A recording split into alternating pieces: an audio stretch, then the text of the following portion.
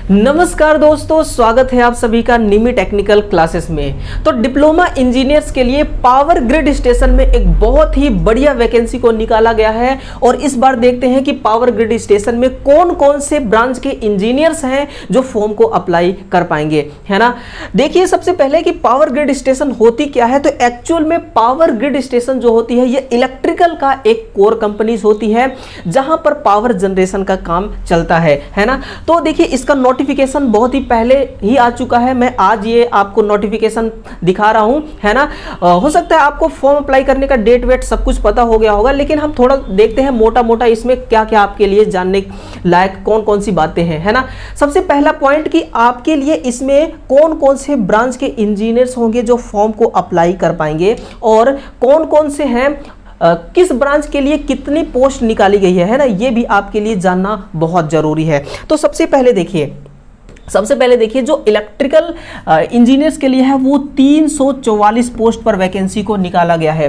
यानी कि electrical branch के जो इंजीनियर्स होते हैं, जो डिप्लोमा वाले विद्यार्थी होते हैं इलेक्ट्रिकल ब्रांच वाले, वो बहुत ही शिद्दत से पावर ग्रिड स्टेशन में जो वैकेंसी का है वो इंतजार करते हैं। तो देखिए आपके लिए जो वैकेंसी है बहुत ही बड़ी मात्रा में वैकेंसी है ना। यूपीएससी जेई में भी इतना वैकेंसी आपको नहीं देखने को मिलता है, एसएससी जेई में भी इतना वैकेंसी देखने को नहीं मिलता है, लेकिन पावर ग्रिड स्टेशन में देखिए 344 पोस्ट पर वैकेंसी को निकाला गया है। सारे क्राइटेरिया को आप समझिए, एक एक करके हम समझने वाले हैं, है ना।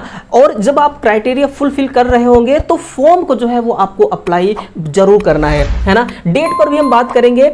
इलेक्ट्रॉनिक्स के लिए देखिए यहां पर 13 पोस्ट को रिलीज किया गया है। अब 13 पोस्ट जो है ना ये इलेक्ट्रॉनिक्स ब्रांच के इंजीनियर्स के लिए ना बहुत बड़ी पोस्ट है, क्योंकि बहुत ही कम संख्या में बहुत ही मुश्किल से वैकेंसी आती है। इस बार 13 पोस्ट पर वैकेंसी आई है। देखिए जो इलेक्ट्रॉनिक्स वाले विद्यार्थी है ना, जो इलेक्ट्रॉनिक्स वाले इंजीनियर्स है ना, वो पावर ग्रिड स्टेशन में उनके लिए देखिए बहुत ही कम काम करने को मिलता है ना। इसलिए आप यदि इसके अलावा किसी अदर कंपटीशन एग्जाम की तैयारी करना चाहते हैं तो बड़े ही आराम से कर सकते हैं, कोई दिक्कत कोई झंझट नहीं होने वाला है। तो आपके लिए देखिए 13 पोस्ट को रिलीज की गई है। फिर वहीं पर सिविल के लिए 68 पोस्ट को निकाली गई है दोस्तों। 68 पोस्ट पर वैकेंसी रिलीज की गई है सिविल ब्रांच के लिए, है ना। तो ये ओवरऑल क्या है आपके लिए सीटें हैं, है ना। हम थोड़ा सा देखते हैं, यहां पर पीछे चलते हैं और यहां पर एग्जाम्स यानी कि टेंटेटिव डेट है ना, एग्जाम डेट पे भी बात करेंगे, लेकिन यहां पर फॉर्म अप्लाई करने का जो डेट है वो कब से है ना। पॉइंट ए में देखिए ओपनिंग डेट दिखाया गया है, यहां पर कितना है, यहां पर देखिए ओपनिंग डेट है 1 सितंबर, यानी कि आज हम वीडियो बना रहे हैं 1 सितंबर से ही वो फॉर्म अप्लाई होना स्टार्ट हो चुका है। और कब तक स्टार्ट ये रहेगी, ये 23 सितंबर 2023 तक, यानी कि आपको 1 सितंबर से लेकर के 23 सितंबर तक आपके लिए लिंक ओपन रहेगा इसका, है ना। लेकिन आपको 23 सितंबर का इंतजार नहीं करना है ना, क्योंकि आप अपने सपनों के प्रति, है ना, जो आपका लक्ष्य है, जो आपका सपना है, उस सपने को साकार करने के लिए कि हम एक अच्छा इंजीनियर के तौर पर हम किसी कंपनीज में काम कर रहे हैं, वो आपके लिए एक दिन आया है। और ऐसे शुभ घड़ी में, ऐसे शुभ कार्य के लिए कभी भी देर आपको नहीं करना चाहिए मेरे भाई। तो आप 23 सितंबर का इंतजार मत कीजिए। कई बार ऐसा हो चुका है और कई बार ऐसा होता भी है कि जो सर्वर प्रॉब्लम है ना वो आ जाती है बीच में, है ना, जिसकी वजह से बहुत सारे विद्यार्थी हैं वो फॉर्म को अप्लाई नहीं कर पाते हैं, है ना। तो आप फॉर्म को अप्लाई आसानी से कर सकते हैं। 23 सितंबर 2023 तक फॉर्म अप्लाई करने का लास्ट डेट है। फिर वहां पर देखिए अगला है कि cut off date for determine eligibility, यानी कि वही फॉर्म अप्लाई करने का जो लास्ट डेट है ना, यानी कि एक्चुअल में देखा जाए तो जो डिप्लोमा वाले विद्यार्थी है ना, यदि उनके पास डिप्लोमा का कोई वो कोर्स कर रहे हैं, ठीक है ना, लेकिन सर्टिफिकेट उनके पास अभी नहीं आया है, यदि 23 सितंबर तक में भी यदि सर्टिफिकेट आ जाती है तो आप फॉर्म को अप्लाई कर सकते हैं, है ना। कहने का मतलब बेसिकली इनका ये है। फिर जो आपका एग्जाम्स होगा वो कब एग्जाम होगी, वो देखिए टेंटेटिव क्या बोला गया है यहां पर, tentative in the moment of October 2023, यानी कि यदि पीजीसीएल ने बोल दिया कि भाई हम इस मंथ में इस डेट को एग्जाम लेंगे ना, तो मैक्सिमम चांस होता है ना, 99% चांस होता है कि वो उसी डेट उसी मंथ को एग्जाम ले लेते हैं, क्योंकि ऐसा पिछले बार भी हो चुका है, होता भी आ रहा है ना। तो इन्होंने अगर बोला है तो ये अक्टूबर मंथ में एग्जाम लेंगे। अब देखिए अक्टूबर में आपका एसएससी जेई का भी एग्जाम होना है ना, और यूपीएससी जेई का भी आपका एग्जाम होना है, और ये आपका आ ही गया पीजीसीआईएल ये आपका PGCI आई गया, यानी कि पूरा मंथ अक्टूबर का आपका पूरा मंथ जो है ना वो एग्जाम में ही जाने वाला है। यदि आपने इसमें भी फॉर्म अप्लाई किया है, इसमें भी और इसमें भी करेंगे तो पूरा अक्टूबर मंथ आपका कहाँ जाने वाला है, एग्जाम सेंटर में जाने वाला है। देखिए फिर आपके पास तैयारी करने के टाइम कितने बचे हैं, बहुत ही कम टाइम बचा है मेरे भाई, क्योंकि देखिए यहां पर देखिए केवल और केवल सितंबर मंथ है आपके पास खड़ी है ना। इसी मंथ में जो विद्यार्थी कहते हैं ना सर अभी वैकेंसी आई नहीं है तो हम तैयारी किस वैकेंसी के करें, तो मेरे भाई ये आपके लिए एक बहुत ही बढ़िया एग्जाम्पल है। आप इस एग्जाम्पल से बहुत कुछ सीख सकते हैं कि वैकेंसी जो है वो एक दिन में रिलीज होती है ना, लेकिन आप एग्जाम की तैयारी प्रिपरेशन जो है ना वो एक दिन में नहीं कर सकते, इसलिए आपके पास टाइम बहुत कम है, सितंबर मंथ का है ना। और सितंबर मंथ में वही लोग तैयारी कर पाएंगे जिनका पहले से तैयारी कंप्लीट है, जिनको केवल और केवल क्या करना है, रिवीजन करना है ना। थोड़ा सा आगे हम बढ़ेंगे तो कौन कौन से विद्यार्थी जो फॉर्म को यहां पर अप्लाई कर पाएंगे उसके बारे में देखते हैं। सबसे पहले आपको पोस्ट यहां पर क्या नाम रहेगा, डिप्लोमा ट्रेनी। आपको कौन सा नाम दिया जाएगा, डिप्लोमा ट्रेनी, यानी आपका जब सिलेक्शन हो जाता है तो अपर एज लिमिट कितना रहने वाला है, वो है 27 ईयर, 27 ईयर, कम से कम 18 वर्ष होना चाहिए। यदि आपका ये काउंटिंग है, ये काउंटिंग डेट है, एज लिमिट का काउंटिंग डेट है 23/9/2023। यदि 23 सितंबर से पहले ही आप 27 साल के हो जाते हैं तो आप इसके लिए एलिजिबल नहीं होंगे, बाद में होते हैं, यानी कि 24 सितंबर को ही यदि आप 27 साल के कंप्लीट हो जाते हैं, नो डाउट, नो दिक्कत, नो प्रॉब्लम, है ना। लेकिन 23 से पहले आपको 27 साल नहीं पूरा होना है, यदि हो चुके हैं तो फिर आप बाहर हो जाएंगे, आप फॉर्म को अप्लाई नहीं कर पाएंगे, है ना।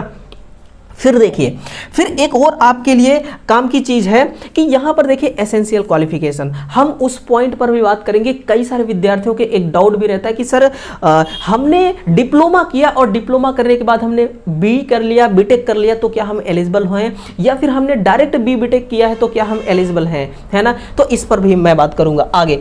देखिए सबसे पहला फुल टाइम, सबसे पहला क्या है यहां पर, full time regular 3 years diploma in relevant discipline of engineering from recognised technical board या इंस्टीट्यूट, यानी कि फुल टाइम आपका रेगुलर 3 ईयर का डिप्लोमा होना चाहिए, है ना।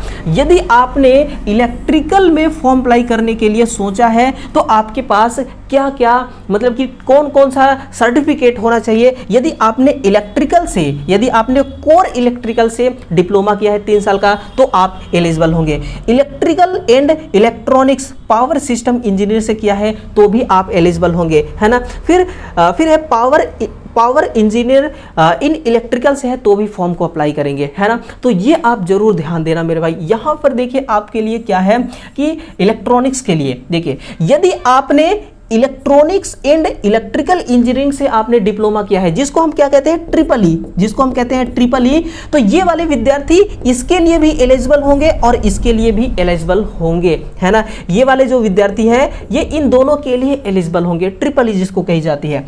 फिर देखिए इलेक्ट्रॉनिक्स या electronics and communication, electronics and telecommunication से आपने किया है इंजीनियर की पढ़ाई, डिप्लोमा इंजीनियर के लिए, तो आप इलेक्ट्रॉनिक्स में एलिजिबल होंगे। फिर वहीं पर सिविल के लिए, सिविल इंजीनियर से किए हैं तो सिविल में आप फॉर्म अप्लाई करेंगे। लेकिन यहां पर एक क्राइटेरिया है ना, उस क्राइटेरिया को आप ध्यान दीजिए कि यदि आपके पास 70% है उस डिग्री में तो ही आप फॉर्म को अप्लाई करेंगे। यानी कि भैया आप बिल्कुल एक इंजीनियर के लायक हैं ना, तभी आपको इंजीनियर बनाया जाएगा। कहने का मतलब इनका एक, कहते हैं ना कि 100 बात की एक बात, तो 100 बात की एक बात यही है कि आपके पास 70% होना चाहिए। 70% मार्क्स से आपने डिप्लोमा कंप्लीट किया है तो ही आप एलिजिबल होंगे, है ना। फिर देखिए जो डाउट स्टूडेंट का रहता है ना, उस डाउट को मैं क्लियर यहां पे करूंगा कि जैसे कि higher technical qualification like BTech, ME, MTech, है ना, विद और विदाउट डिप्लोमा नॉट अलाउ। कहने का मतलब यदि आपने डिप्लोमा किया है डायरेक्ट, है ना, तो आप एलिजिबल हैं। लेकिन आपने डिप्लोमा किया, डिप्लोमा कंप्लीट करने के बाद कोई डिग्री ले लिया, है ना, डिग्री का कोर्स किया तो आप एलिजिबल नहीं होंगे। या फिर डिप्लोमा करने के बाद यदि आपने बीटेक कर लिया तो भी आप एलिजिबल नहीं है। यदि डिप्लोमा के बाद आपने एमए एमटेक कर लिया तो भी आप एलिजिबल नहीं है। लेकिन इनडायरेक्ट रूप से एलिजिबल है। कैसे, वो सुनिए। आपने डिप्लोमा किया है ना, डिप्लोमा के बाद आपने डिग्री कर लिया, अरे भैया डिप्लोमा का ही सर्टिफिकेट दिखाओ फॉर्म अप्लाई करते समय, बताओ ही मत कि हमारे पास डिग्री है, कोई देखने थोड़ी आ रहा है। आप डिप्लोमा के थ्रू फॉर्म अप्लाई कीजिए। वैसे यदि डिप्लोमा के बाद आपने बीटेक किया तो आप बीटेक मत उनको बताओ, है ना, आप सिर्फ डिप्लोमा के थ्रू फॉर्म अप्लाई करो, है ना। तो आप, ये होता है इनडायरेक्ट रूप से फॉर्म अप्लाई करना, आप ऐसे फॉर्म को जो है वो अप्लाई कर पाएंगे, ठीक है। वहीं पर देखिए ये जॉब स्पेसिफिकेशन था, है ना, इंपॉर्टेंट डेट्स भी आपने देख लिया। इसके बाद हम देखते हैं यहाँ पर थोड़ा सा सिलेक्शन प्रोसेस के बारे में कि क्या क्राइटेरिया रखा गया है सिलेक्शन प्रोसेस का। तो देखिए सबसे पहली बात कि आपका सीबीटी एग्जाम होना है, और आपका जो ये एसएससी जेई है ना, ये भी सीबीटी एग्जाम ही होगा इसका। लेकिन जो आपकी यूपीएससी जेई है ना, ये इसका रिटेन एग्जाम होगा। इसमें कौन सा एग्जाम होना है? रिटेन एग्जाम होना है। सारी चीजें आपकी क्लियर होनी चाहिए। तो फिर देखिए पीजीसीआईएल जो है वो एसएससी जेई के जैसे ही सीबीटी एग्जाम लेती है, यानी कि जो आपका पीजीसीआईएल है वो एसएससी जेई की तरह एग्जाम लेती है, सीबीटी एग्जाम होगा। लेकिन यहां पर देखना मेरे भाई, जो आपका एग्जाम ड्यूरेशन है वो कितना है, ये दिया गया है ना, 2 आवर्स। कितने घंटे का एग्जाम होगा? 2 घंटे का एग्जाम होगा। लेकिन एग्जाम 2 पार्ट में होगा, पार्ट फर्स्ट, पार्ट सेकेंड, है ना। अब पार्ट फर्स्ट में पूछा क्या जाएगा? पार्ट फर्स्ट में आपका टीकेटी पूछा जाएगा, यानी कि टेक्निकल नॉलेज। जिस ट्रेड से, जिस ब्रांच से आप फॉर्म को अप्लाई करेंगे उसी ब्रांच का आपका टेक्निकल नॉलेज क्वेश्चंस पूछे जाएंगे। 120 क्वेश्चंस होंगे। कितने? 120 क्वेश्चंस होंगे, है ना। और 120 क्वेश्चंस में से आपको 30% नंबर लाना है, ये क्राइटेरिया है। यानी कि भैया क्राइटेरिया इन्होंने बड़ा जबरदस्त रखा है, हर चीज में इनको क्राइटेरिया चाहिए, ठीक है ना।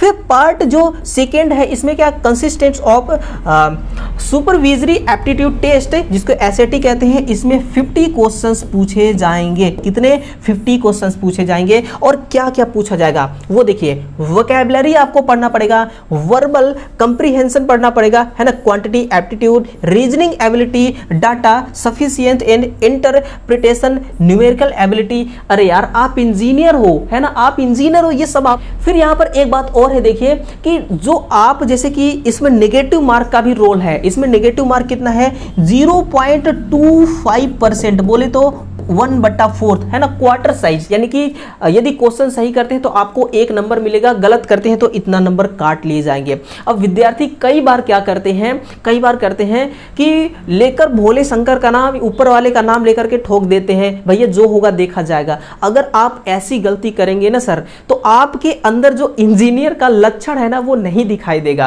किसको? जो कॉपी चेक करेगा। आपके अंदर ऐसा गुण होना चाहिए ना।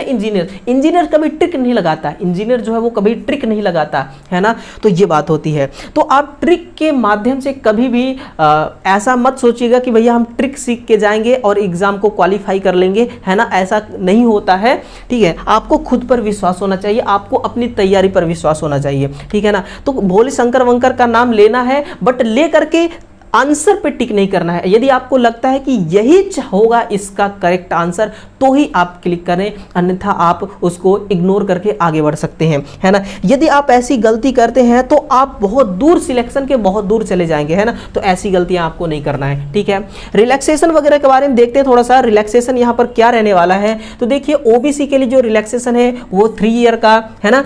एसटी/एससी के लिए 5 वर्ष का, पीडब्ल्यूडी कैंडिडेट्स के लिए 10 वर्ष का, और एक्स सर्विसमैन के लिए वही as per government of India. यानी कि देखिए जो गवर्नमेंट रिलैक्सेशन देती है एज में ना, वही रिलैक्सेशन मिलने वाला है। और आपको भी अपने जोन का, अपने कोटा का रिलैक्सेशन मालूम होना चाहिए। यदि आप एसटी/एससी में आते हैं तो कितना आपको मिलता है ना, गवर्नमेंट के हिसाब से गवर्नमेंट कितना एज में छूट देती है, ये सारी चीजें आपको मालूम होनी चाहिए, ठीक है ना। एक और क्राइटेरिया आपके सामने है, और वो कौन सा क्राइटेरिया है? जैसा कि आपका एग्जाम्स है ना, ये क्या है आपका, ये है एग्जाम्स, ये 2 पार्ट में होगा। जैसे कि ये है पार्ट ए और ये है आपका पार्ट बी। अब पार्ट ए जो है ना, इसमें भी आपको 30% लाना होगा, और पार्ट बी में भी आपको 30% लाना होगा। और जो टोटल नंबर है वो 40% होना चाहिए, है ना। टोटल कितना होना चाहिए? 40%। वही देखिए मिनिमम 30% होना चाहिए, किसमें? पार्ट ए और पार्ट बी में, है ना। तो आपको कितना क्वेश्चन सही करना होगा? देखिए पार्ट ए में आपका टेक्निकल क्वेश्चन पूछा जाएगा 120 का 30% कितना होगा? आई थिंक 30-40 के बीच में होगा, है ना। 36-37 नंबर यही होंगे, 36 शायद 36 नंबर होंगे या 37 नंबर, देख लीजिएगा आप। तो 36-37 क्वेश्चंस आपको सही करने होंगे, तभी आपका ये 30% वाला जो क्राइटेरिया है ये फुलफिल होगा। और सेकेंड में आपको क्या चाहिए, सेकेंड में 50 क्वेश्चन पूछे जाएंगे और 50 का 30% आई थिंक 12-15 नंबर इसका भी होगा ना, 15 से ज़्यादा ही होगा, कम तो नहीं होगा। तो आपको कुल मिलाकर के जब 15 क्वेश्चंस पार्ट बी का सही करेंगे आप, तब जाकर आपका ये 30% कंप्लीट होगा और दोनों को ओवरऑल मिला करके 40% यहां पर आपका मार्क्स होना चाहिए भैया, तभी जाकर के बात बनने वाली है, नहीं तो कुछ भी नहीं होगा। और लिस्ट जो बनेगी वो तो अलग बात है, ये केवल एक क्राइटेरिया है। ये क्या है, एक क्राइटेरिया है, ठीक है ना। यहां पर बोला गया ना कि मिनिमम 40% मार्क इन एग्रीगेट, दोनों को एग्रीगेट करने के बाद 40% होना चाहिए। ये किसके लिए है, ये अनरिजर्व के लिए, ईडब्ल्यूएस कैंडिडेट्स के लिए है। वहीं पर अदर रिजर्वेशन कैंडिडेट्स के लिए है, जो जिनको रिजर्वेशन मिला है उनको कितना लाना है, मिनिमम 25% और एग्रीगेट करने के बाद कितना होना चाहिए, वो 30% होना चाहिए, है ना। तो ये सारी चीजें हैं। यही देखिए आपके लिए टोटल जो था इंफॉर्मेशन, यही इंफॉर्मेशन थी। और थोड़ा सा हम फीस वगैरह के बारे में बात कर लेते हैं। तो देखिएगा जो फी है ना, आपका जो फी है वो 300 रुपीज, कितना है, 300 इंडियन रुपीज, है ना, 300 इंडियन रुपीज है। और ये नॉन रिफंडेबल है, रिफंड नहीं किया जाएगा, है ना। तो ये फी वगैरह है। और फॉर्म अप्लाई करने का जो डेट है वो डेट आपने देख ही लिया। सारी कहानी आपके सामने है ना, सारी कहानी आपके सामने है। बस आपकी तैयारी कितना है इस पर डिपेंड करता है कि आप सिलेक्शन ले पाएंगे या नहीं ले पाएंगे, ठीक है ना। तो ये रहा मेरे भाई, इस वीडियो को शेयर जरूर कीजिएगा, है ना, चैनल को सब्सक्राइब कर लीजिएगा, ठीक है ना। और इसी प्रकार का इंफॉर्मेशन हम आपको देते रहेंगे। इसका सिलेबस मैं आपको एक अलग से सेशन बना के दूंगा कि भाई इसका सिलेबस क्या जाता है, कट ऑफ क्या जाता है, इन सारी चीजों पर मैं आपको सेपरेट जानकारी देने वाला हूं। तो चैनल को सब्सक्राइब करके रखिएगा, बेल आइकन को भी दबा के रखिएगा, ताकि नोटिफिकेशन जो है ना वो आपको जरूर मिले। तो बिल्कुल दोस्तों, इस दिल से दिल तक की क्लास में जुड़ने के लिए आप सभी का दिल से धन्यवाद, दिल से थैंक यू, दिल से लव यू। मिलते हैं कल सुबह 7:30 बजे। तब तक के लिए आप सभी को जय हिंद, जय भारत।